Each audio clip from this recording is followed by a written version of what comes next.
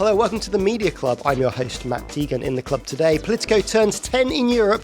Their senior executive editor, Kate Day, tells us what's in store for the original newsletter publisher. Also on the programme, Alex Mahon is set to leave Channel 4. Deadline senior investigations reporter Jake Kanter is here to divine what happens next. All that plus baby Reindeer's Richard Gadd talks to us about what he sacrificed to get his story out there. And in the media quiz, we reveal what you could have won. That's all coming up in this edition of the Media Club. Come on in. So welcome back to the Media Club. Before we get into the big stories of the week, I'm keen to see what our guests, the people they would like to add to the club roles. Kate, you've made it into the Media Club. Well done. You're in. But who would you like to nominate to join us in our palatial surroundings? Thank you so much. I'm honoured to be here. I would add British political journalists who are all heading to Washington, or maybe not quite all of them, but lots of them are heading across the Atlantic. Harry Cole from The Sun announced this week he's going to be relocating. We've got Katie Balls from The Times, Lara Spirit. There's a whole gang of them. We like to think our own Jack Blanchard from Politico, who made this move around the time of the Trump inauguration and now writes our DC playbook, was a bit of a trendsetter. But I think there is a influx of Brits to Washington, so those would be my nominations.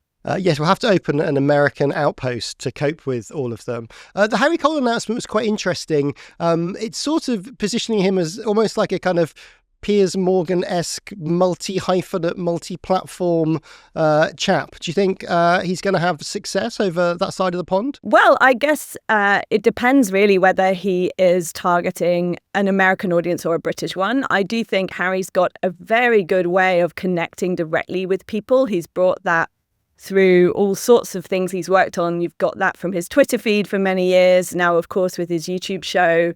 I think he has understood that connection with an audience and a presenter that is now changing so much of the media landscape. And so I can imagine him building on that really quite successfully. I think also listeners and readers across Britain are so interested by American politics that feels like a very smart move to me. Whether that breaks an American audience, which I think was more the Piers Morgan intention, I don't know. I guess that has yet to be seen. But I think certainly to captivate Brits with everything going on in Trump land, Harry has got a pretty good chance. Well, we will see more about Piers Morgan later on in the show. Jake Kanter from Deadline, who would you like to add to our membership lists this week? I'm going to add Katie Rawcliffe, who is the head of entertainment at ITV. The reason I'm doing that is because she commissioned a series of The Assembly where the BBC failed to do so. I don't know if you've seen The Assembly. It's a really great show. It originated in France, and basically a celebrity subjects themselves to interrogation from a group of neurodivergent people. And it's just such joyful fun. If you haven't seen it, I recommend starting with the Danny Dyer episode, which has aired recently on ITV. It shows him in a very different light, I think. The hard man image sort of fades away and he's crying constantly on camera. I'm flabbergasted that the BBC, having aired a special on this last year as part of Autism Awareness Week, didn't continue to a full series. But I think that's been to ITV's benefit. It was amazing that it swapped sides. Do we have any background info about why that happened? Because surely it was a slam dunk for a series. The producers have hinted at the fact that the BBC did not have enough cash to commission it. I'm sure there's some truth in that, but I can't imagine it's a ludicrously expensive show to make. Maybe it was sort of edging towards bidding war status. No doubt there'll be a post-mortem about why that happened for some poor BBC execs later on too. So this week we learned that the chief exec of Channel 4, Alex Mahon, will leave in the summer. There's been a lot of talk about this. A lot of commentators saying that the creative and sort of business leads of Channel 4 have been there quite a long time and that we were ready for something new. Jake, why now for Alex? Well, I mean, you're right. I mean, we've had this sort of quite unprecedented period of stability at the top of British television. There's been basically no change for the best part of a decade. Alex Mahon has been in the job for 8 years. I think the life cycle of chief executives is, between 5 to 7 years is probably quite healthy. So she's overrun that period of time. There's been speculation for 2 years, I would say, about her future. Some of it wishful thinking, I would say. People have been quite keen to see regime change at Channel 4 for some time. So to that extent, I think it wasn't a great surprise that she announced her departure. I do think the timing of it was a bit of a shock to people I've spoken to at Channel 4. They didn't expect her to leave quite so abruptly. I mean, she's going in the summer. She's already announced her new job, which is at a company called Superstruct. It's a slightly curious job, actually, and not one we were expecting. She was thought to be courting roles in both fashion and tech, and indeed in the industry. I hope I'm pronouncing this. Superstruct is like, it runs festivals, including Boardmasters, which takes place in Cornwall. It's owned by a couple of very big private equity houses, KKR and CVC Capital Partners.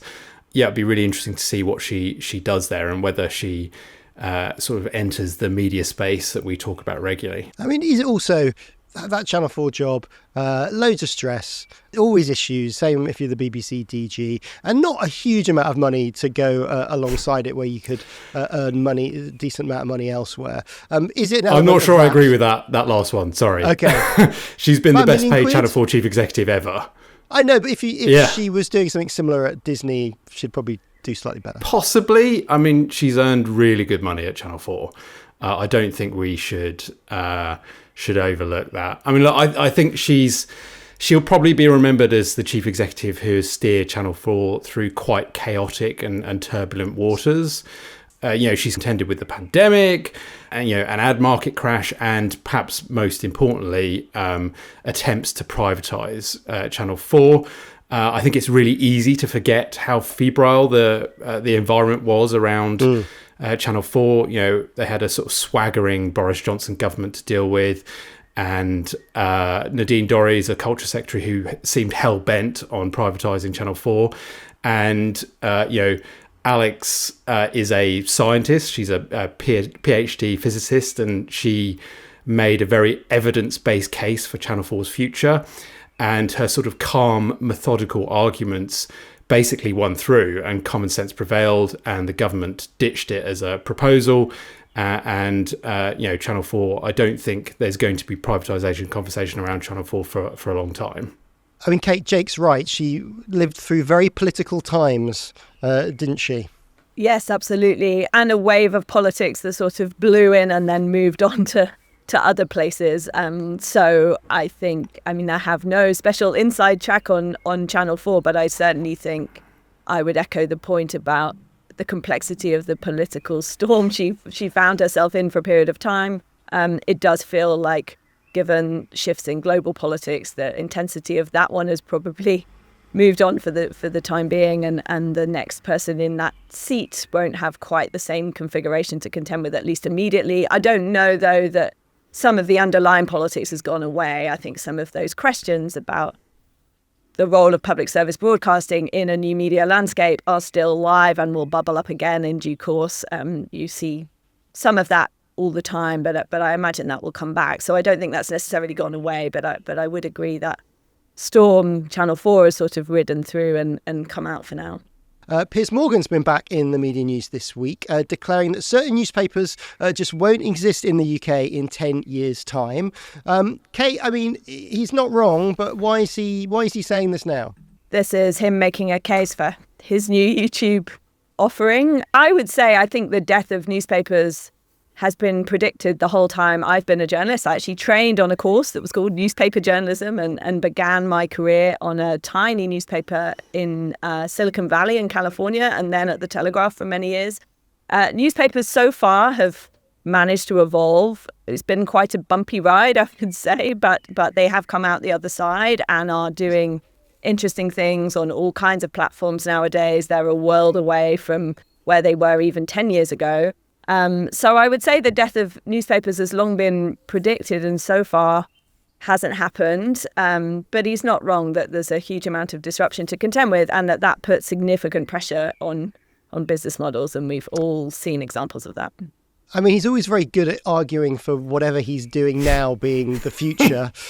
So that was his move to ITV. Then it was Talk TV. Now, who needs a linear channel when you have a YouTube channel? Oh, I own the YouTube channel. This is definitely the future and what everybody should be doing. And I suppose as we talked about it at the top of the show, his success, and he has significant YouTube success. There's probably quite a lot of UK figures in the news world that would quite like to replicate it. Do you think, Kate?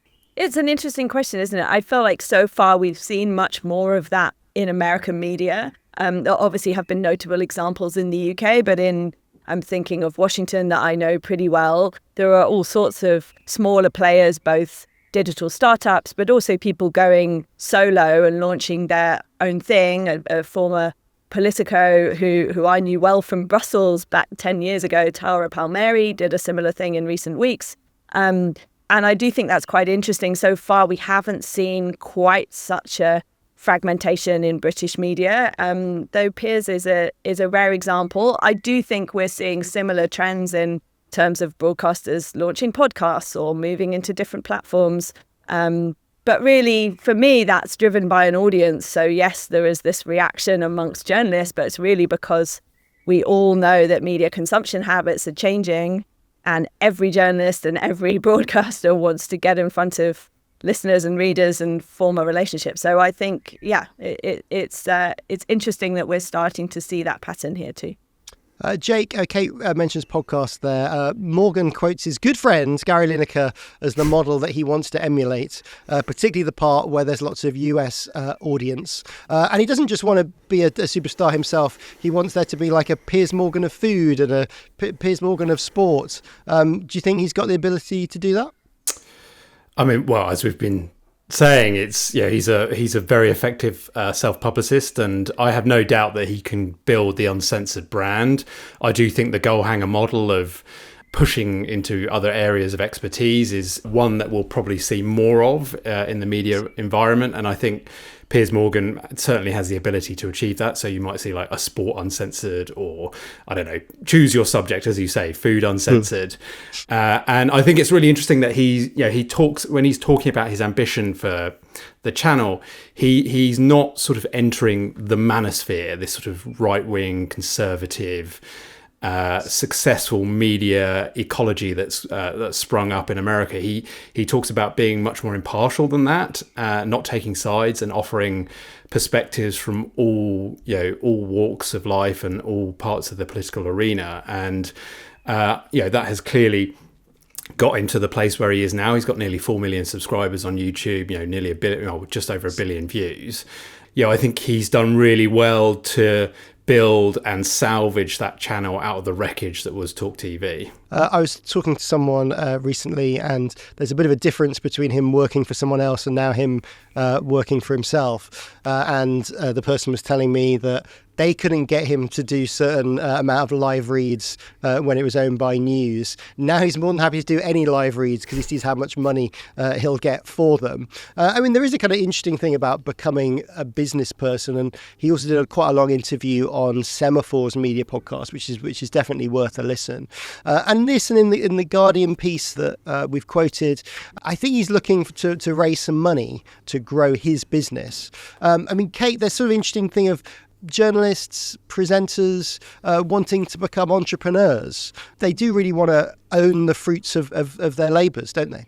Yes, well, I think once you've seen others do it, there is definitely that instinct amongst all of us, right? Is there a world in which I could build this myself? Of course, as we know at Politico, building a media brand is a incredibly exciting challenge, but it's a pretty hard labour at times, and getting something off the ground from scratch is a tricky thing. I also think there is a difference between building a publication and a brand in our sense and people who are really branching out into being influencers in their own right. They are the brand. That is a different relationship with your audience, and grappling with how that fits alongside some of the core principles of journalism, objectivity, impartiality. That is a challenge that I think some of these characters who are trying to make themselves front and center will have to grapple with. Interestingly, with the Gary Lineker example, in the Goal Hanger podcasts and some of the very successful ones, that's not a Gary Lineker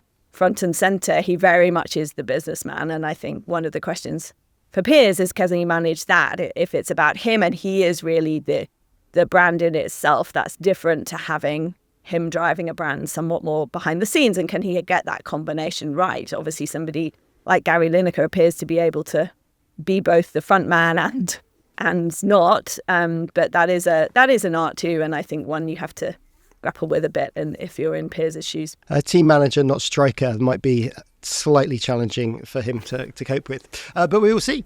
Meanwhile, Deadline reported this week that BBC employees who have been the subject of an upheld sexual harassment complaint are often keeping their jobs. Jake, tell us about your scoop.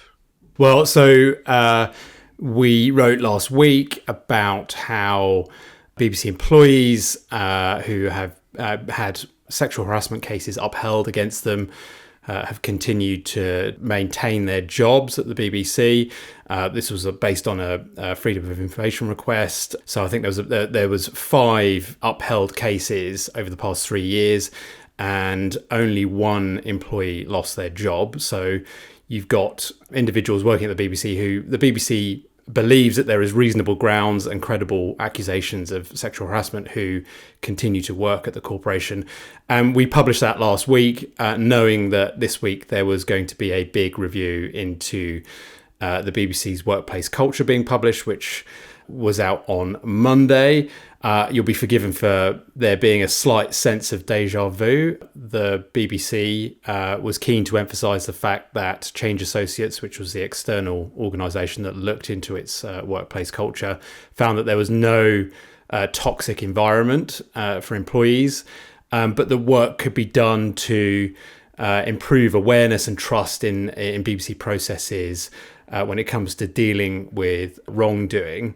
I think the thing I keep coming back to on this is that the BBC's rhetoric doesn't quite match reality. We heard this week from the BBC's chair, Samir Shah. He was completely unequivocal in what he said. He said abuse of power or punching down or behaving badly, there is no place for that at the BBC. And the report itself points to this kind of language. I can read you some. It says that, the BBC states it has zero tolerance for unacceptable behaviour, but the words do not align with the lived experience of a number of people who've lived and worked at the corporation. Some of those who have exhibited unacceptable behaviour continue to thrive, and in some cases are promoted while investigations are ongoing or grievances have been upheld against them. Now, obviously that comes back to the reporting that we mentioned earlier. It also chimes with some of the reporting I've done on BBC Breakfast editor Richard Frediani.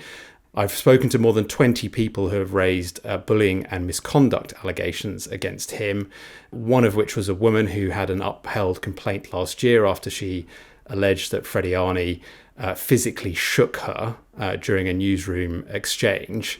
Weeks after that complaint was closed, Richard Frediani's power was increased at the BBC, and he was handed the News at One in addition to his breakfast responsibilities. I mean, is this a case of, organisation, 20,000 employees, always going to be some issues? We've got a kind of combination of arsehole bosses and arsehole talent that are not dealt with the right way. Is the BBC held to a higher standard, or is it dealing with the same problems that similar-sized organisations have? So I think both things are true. I think there are industry-wide issues here, and I think you've seen that with some of the other notable television personalities who've been in the public glare in recent months, including Gino D'Acampo and Greg Wallace, both of whom have done work for other broadcasters. But also, I do think that the BBC is held to higher standards, and I think rightly so. It is, the national broadcaster. It is in receipt of billions of pounds of public money, and therefore it should be creating best-in-class conditions for its employees. Kate, do you think there is something about the media, and maybe that's stresses or maybe that's deadlines, that seems to create a disproportionate number of these issues, or is it just something that's well covered? I would say, we have covered this challenge a lot within the UK Parliament too, right? So it's certainly something that shows up in politics as well. We've had lots of corporate examples of it as well. So I think, unfortunately, this is something that those running large organisations or even smaller organisations are dealing with all the time, or hopefully not all the time, but have to deal with from time to time. I don't know really whether the BBC is held to a higher standard. I would applaud Jake for his scoop. I think it's incredibly important reporting, but I feel like all parts of public life and business life should be held to a high standard on this front, and this kind of reporting is very important wherever it shows up. But sadly, I think it is certainly a problem in media and certainly a problem beyond media too. Now, just before the break, it was the BAFTA Craft Awards on Sunday, celebrating the best of production talent. The Media Club was there and spoke to the makers of Inside Number 9, Taskmaster, and first, last year's biggest hit, Baby Reindeer. This is writer Richard Gadd. I think Baby Reindeer was quite televisual when I thought about it. Even on stage as a one-man monologue. It had suspense, had characters, had a kind of struggling central character, I suppose, in myself. And I thought that it had moments of suspense, but moments of pathos. I did think, compared to my previous shows, which weren't as televisually transformable, if that's the word, it did feel like it had televisual potential. So when it exploded as a theatre show, and it went like from at the Fringe and then down to London, and television companies started to be interested and broadcasters started to be interesting, I did actually have a very clear idea of what it would be. Opposed to the other times when I've done shows and they've been interested in like, how am I going to adapt this? But so it did feel very televisual, and it felt like it was a natural stepping stone. A lot of other people who are in your position or maybe coming up through the industry, what advice would you give to them if they're on that sort of massive journey? I mean, it seems so basic to say, but like hard work and perseverance got me here. Like, what do they say? It takes how many ever years to be an overnight success kind of thing. But, you know, I really sweated it out. I really felt like I put the hours in. I made huge sacrifices in life in order to sort of achieve my sort of goals. But I think the most important thing is to stay true to what you kind of want to write. I think there's a lot of people, especially because television's in a flux period at the moment and things are quite challenging, that they're trying to sort of write real mainstream because they think that might increase their chances. But I always stayed loyal to what I wanted to write, and I think as long as you stay truthful to what you want to write, I think things will happen, because I think everyone has a voice and I think everyone has something to say. But ultimately, it is perseverance, it is hard work, and it is sacrifice. You know, and I think people don't realise how much sacrifice you have to make. And you've just been filming Half Man. Yes. How's that been going? It's been going great. Yeah, back up on a plane very, very soon actually. And so, but it's been a lovely little break. But I'm back up as of tonight. Thank you very much. Thank you so much. Thank you. Also there for a special award were the makers of EastEnders. I caught up with BBC's head of genre, Kate Oakes, and showrunner Ben Wadey. It's been a super busy year, what with the live episode and the big anniversary week, but it's always a busy time at Walford when you make the volume that we do, plus all the training that we were talking about, kind of bringing people on in their careers, but ultimately just making the best drama we can, being the best storytellers that we can be. It's never quiet in Albert Square. And the TV world has changed hugely over those 40 years in how people consume television. So EastEnders drops in the morning now, doesn't it? So people can watch it at different times. We've got flash forwards. We've got Ghost. I think there's a Ghost behind me that was maybe in the series this year. How important is it to keep up with the times and keep the series changing? I think it's hugely important. I think the audience wants to be challenged. I think we've got a really loyal audience, but keeping them coming back, keeping them on their toes, and getting Anita back for the celebration has been amazing, and that's part of the challenge for us. And we've got a lot of exciting stuff coming up to just keep doing that. I mean, a huge part of all kind of continuing series and soaps is it takes people, huge amounts of people, and particularly people who are starting out in their careers in that workhouse. They learn a huge amount of skills that propel them onto huge things afterwards. Yeah, it's really interesting because we are often people's first job, and yet anybody who leaves a soap opera, and especially a show like EastEnders, always says, my God, if you can do that, you can do anything. So it's a first role, but it's often the most intense thing they'll ever do. And what it trains you to do is make good decisions quickly. You have got 4 episodes to make every single week. We are always in production. There isn't time to snooze.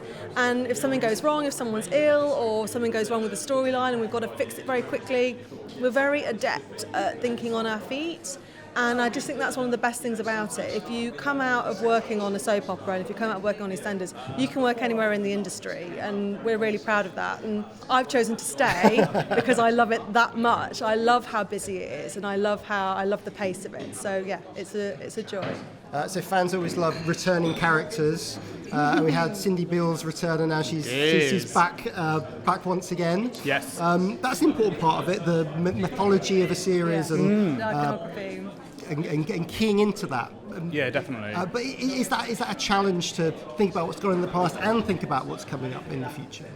Yeah, it is. It's a challenge and also a joy of the show. It's got such a rich history, 40 years of history, and we want to celebrate that. So what we've got to balance is looking back and looking forward. And I think what we've got coming up really allows us to, maybe have a couple of returns, do some exciting things, but also it's about regenerating the show as well. Lovely. Thank you very much, and congratulations. Thanks very much. Thank you.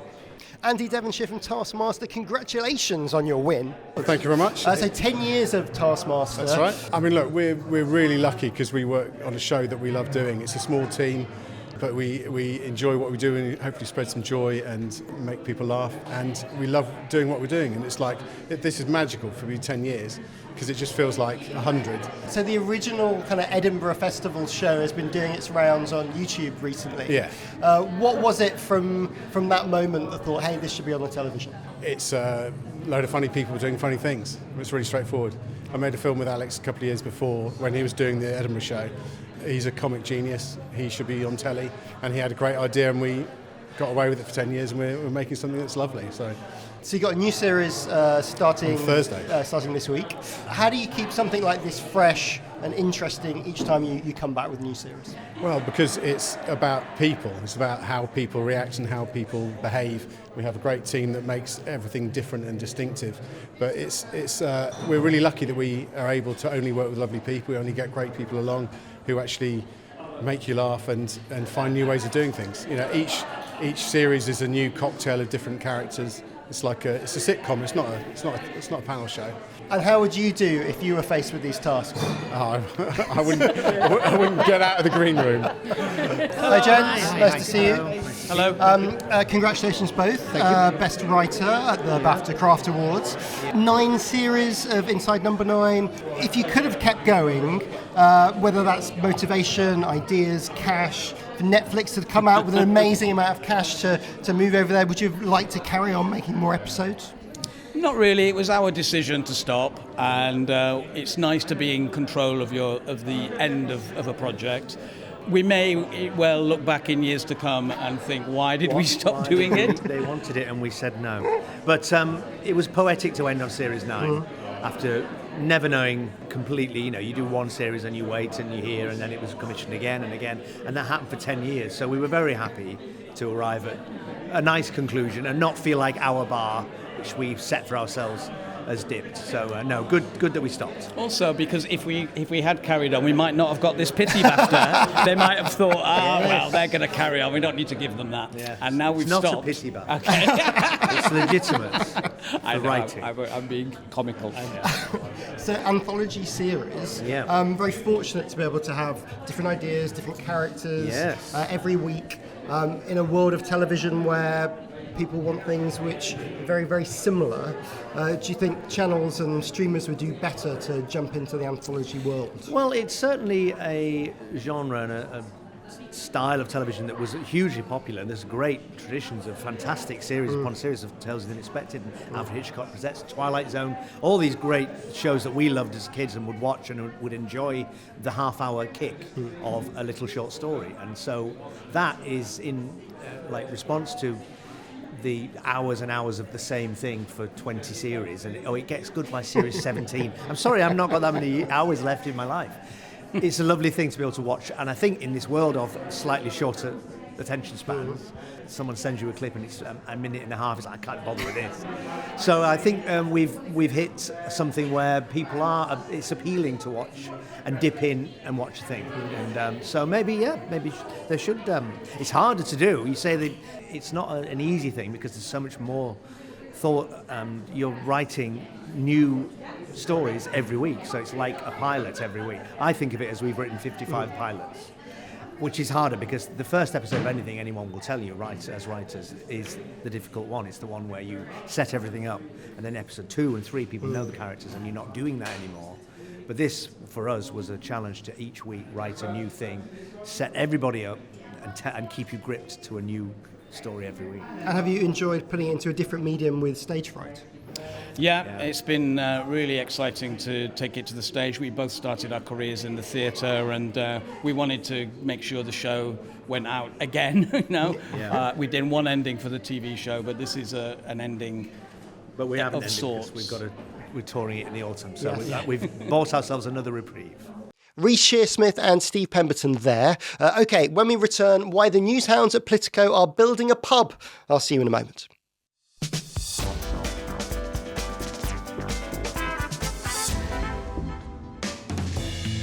Hello Media Club listeners, Patrick here from Podcast Discovery, the podcast marketing company, where this week we've been enjoying the sunshine. It might be good for the garden and good for the soul, but perhaps the summer could be a bad time for podcasters. When should you launch a new show? Should you be avoiding the summer holidays at all costs? Or could they present a golden opportunity? For answers to these questions and anything else to do with podcast marketing, head to podcastdiscovery.com. That's podcastdiscovery.com. Welcome back, and Easter already feels a lifetime ago, but here's some stories you may have missed during our break. The Observer takeover is complete with a new website and editor producing news stories for just over a week now. Tortoise Media editor-in-chief James Harding has been handed the reins. No paywall just yet. That will come as their app's built. Their aim is to get to 100,000 digital subscribers. Global has bagged another big-name journalist, signing CNN's Christiane Amanpour for a slate of original podcasts. The audio group has beefed up its star power in recent years with the likes of Andrew Marr, Emily Maitlis and John Sopel joining the network. And the BBC has kiboshed Evan Davis's Side Hustle, a podcast about heat pumps. The broadcaster had originally given permission for Davis to do the show, but then changed its mind 5 months later. The resulting headlines were, "We're sure exactly what the BBC wanted to happen." Links to all these stories and more are available on our Substack, free to sign up to at themediaclub.com. That's themediaclub.com. Kate and Jake are still with me. Kate, it's been 10 years since Politico launched in Europe. So staff of 60 in London, about 350 in total. Was Brexit actually a big cause of your success? Are you the Brexit dividend? I think it certainly accelerated our plan to launch in the UK. There was always a plan in the sort of distant horizon when we launched in Brussels. I, in fact, went to Brussels in 2015 as part of that early crew, not quite at the very beginning, about 6 months later, and was based in Brussels for the first couple of years of Politico Europe's life. And there was always an aspiration to build this thing beyond Brussels. We wanted to test first and foremost whether this new model, a new way of doing political journalism that had originated in DC could work in Europe. We proved pretty conclusively, pretty quickly that it could work in Brussels, and then the hope was we would take it beyond Brussels. Brexit suddenly accelerated the timeline in the UK because all of Westminster was reading about Europe. So ironically, just as Britain was starting to renegotiate its relationship, you'll remember David Cameron having long summits in Brussels through the night trying to renegotiate Britain's relationship with Europe before the referendum. Through that period, suddenly a group of then 20, 30, 40 journalists in Brussels were a real competitive advantage for our coverage against domestic British competitors who typically had a bureau of, 5 or 6 people at most. So suddenly, almost accidentally, we grew this huge audience in the UK. And so that near term on the horizon plan accelerated up the agenda, and I found myself pitching to launch London Playbook much quicker than we'd anticipated. So yes, in a way, Brexit was certainly the story that launched us in Britain, and a lot of our coverage focused on Brexit for the first few years of our life. I mean, there's a lot of sort of success and connection to newsletters for Politico in different places. We seem to talk about newsletters quite a lot on the show. People going off to Substack, new media operations, sort of starting with newsletters. What is it about good old fashioned email that remains an important part of what you do? Yeah, it's such a good question, isn't it? Because again, we were talking earlier about if people predicted the death of newspapers, I think they have certainly also predicted the death of newsletters, whereas we have found newsletters remain a very effective way to reach people. I think all of us still start our day and open our inbox. It may not be the very first thing we do, but it's probably the second or third for most of us. And we've had 2 recent surveys now in the UK that our morning newsletter, London Playbook, is the most read amongst British MPs. It's a very useful medium for reaching people in any kind of professional context, certainly, but well beyond that too. So yeah, we very much believe in newsletters. They started because we found them useful. So Playbook in DC was originally a memo for our internal editor-in-chief and our top editors in Washington to keep them up to speed with what was happening back in 2007 when Politico was just getting started. They found it so useful and found so many of their sources wanted to be added to the list that it bred a political newsletter that was much more forward-looking and reported and informative than anything that had existed before. And we really took that recipe to Brussels in 2015 and then to London in 2017 and have found it works very similarly here. If you can tell people something very useful and write it in a way that is entertaining and pleasant to read at 7 a.m. in the morning and not a drag, that's a pretty interesting combination and pretty captivating. And also for newsletters, there's an interesting combination of content and audience. I mean, from the business side, it's who reads it as well as what's in it. Absolutely. Yeah. The value really for us is to reach a very clear target audience, people with a professional stake in politics, and find the best way to reach them. We're not sort of ideologically committed to newsletters. We just know that that's how our readers read in the morning, and that's a format that they find very useful. They also increasingly listen to podcasts, come to our website. We are cross-platform in that sense, but really guided by how we can build that sort of intimate connection with the readership. And I think newsletters do that very effectively. You feel like it's a letter from a friend somehow in a way that some other formats don't quite give you that same intimacy. And then, of course, for our sponsors, they're really interested in who we're reaching. So the two go hand in hand. But I think that focus on how do you reach a very clearly defined target audience, that has driven our growth, absolutely. Also, it's interesting, the sort of editor, there's a lot of links. There's a lot of links in a Politico newsletter, but there's definitely an editorial voice. There's personality in there too. That's quite a hard balance. And obviously Jack's moved from London to the US. And obviously he has a voice that readers are getting used to. It's slightly different from what went before. That's a tough balance, a tough circle to square. Yeah, I think the magic of Playbook, and one of the reasons I'm so excited about Jack going to DC, is I really think he understands how Playbook works better than almost anyone. We built London Playbook together, so I've worked with him on this question really for the best part of a decade. I think Playbook really works when it is genuinely useful for people and it's pleasant to read. But you have to get them almost in that order. If Playbook isn't giving you that cross the waterfront information that's going to set up your day, then it isn't compelling enough and useful enough to be a must read. It might be something you enjoy. If it was more of a take or an opinion-led thing, it might be something you find informative, but it's not going to be a must read in that really compelling, urgent sense. And then, of course, the voice is important. You're reading at 7 o'clock in the morning. Nobody wants it to feel, as our editor-in-chief likes to say, like oatmeal. We would say like porridge. Nobody wants that at 7 o'clock in the morning. So we try and make it fun and lively and, full of intrigue and inside gossip and things that people find addictive. But really, if it doesn't have the useful information that's going to set up your day, then it's not going to work as a playbook. And Jack knows that better than anyone. So a lot of media wants to be in front of politicians and puts up their stands or broadcast live from the party conferences. But you're going a little further this year. I hear there's a pub on the way. There is a pub on the way, yes. We built a grill with CNN at the conventions in the US last year, partnered together with them to produce this space that was both a restaurant and had a stage for talking about politics. So it was sort of everything we love to do.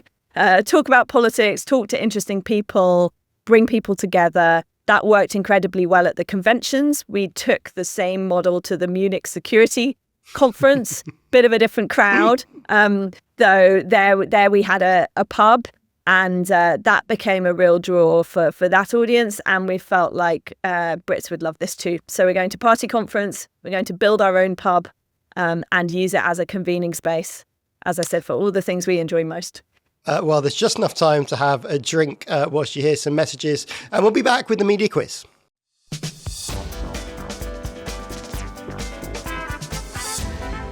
Welcome back. Just enough time for the media quiz. Let's see how much our guests have been paying attention to the media news this week. What's the title? Look What You Could Have Won. That's what we're playing this week. There's going to be 3 stories, each involving a company with its eye on a big prize. I'll reveal the prize, apparently with some game show swagger. You tell me who's in line to win it. It's a best of 3, so you can buzz in with your name if you know the answer. So, Jake, you will say... Jake. And Kate, you will say... Kate. Let's play Look What You Could Have Won. Okay, question number 1.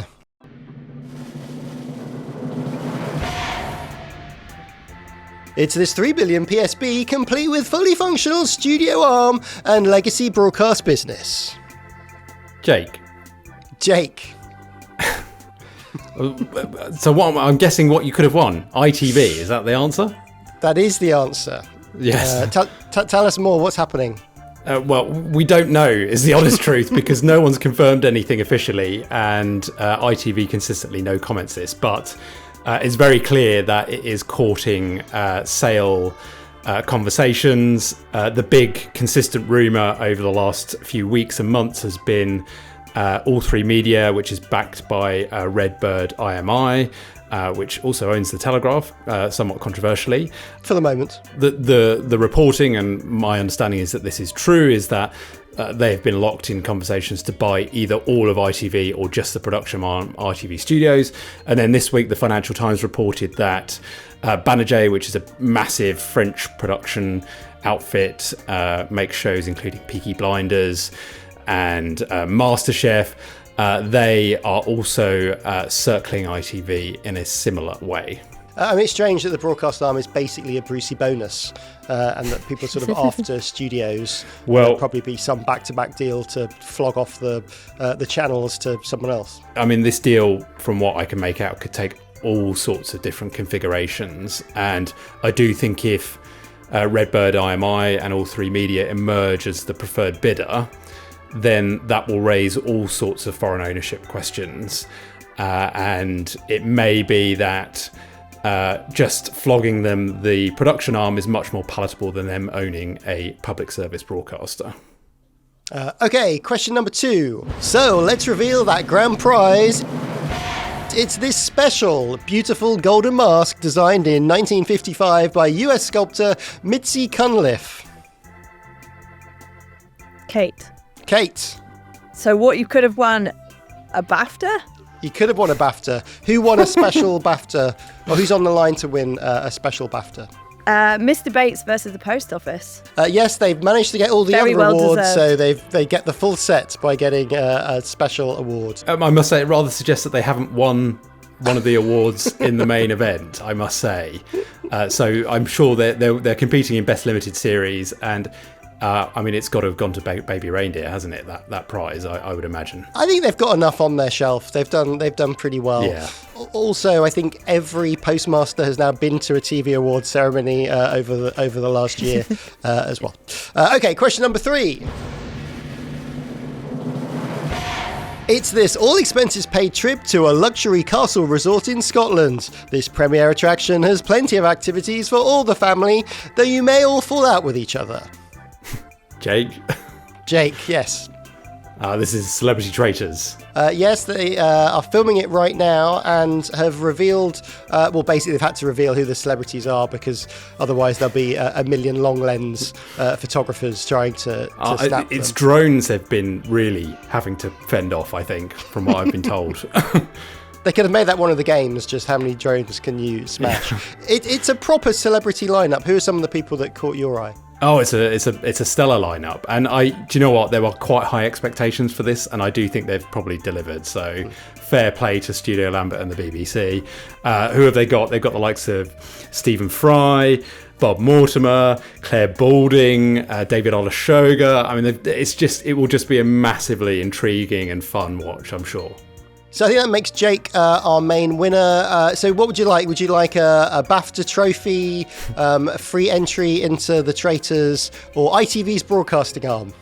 Oh, I mean, absolutely a free pass into the Traitors stronghold, and to be part of that round table would be hilarious. It will be good. It will be good. Well, it's lovely to see you both. Jake, how can people keep up with your work? Yeah, on deadline.com. I don't really do Twitter or Blue Sky anymore, but I mean, I'm on both platforms. And Kate, what's coming up next for Politico? What should people keep an eye out for? Well, we're continuing to grow, but we're very busy covering all things politics. So I think, Mr. Trump and co is keeping us very busy. So yeah, anyone's into politics, we have playbook newsletters in the morning in Washington, Brussels, Paris, London, Berlin. So yeah, we're spreading out across Europe. Thank you both. And thanks to you for listening or watching the Media Club. Remember, you can do either on YouTube and Spotify. You can watch us on Apple, Amazon Music and Spotify. You can listen to us. Or, of course, you can read us. Just sign up to our Substack. It's free at themediaclub.com. My name is Matt Deegan. The producer was Matt Hill. It was a Rethink audio production with video support from Podcast Discovery. I'll see you next week.